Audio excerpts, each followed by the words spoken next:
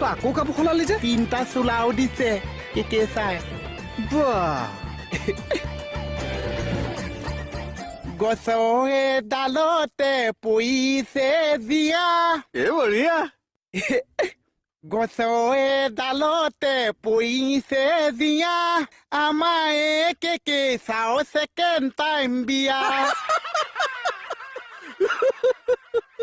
দৰাকে কইনাকে মাহ হালধি খানে কিনো বিয়া এখন আনাকে আনে That is also important matter.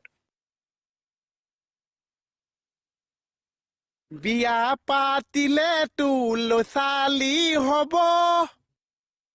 Mohan যে নাছিলে পাহৰি যাব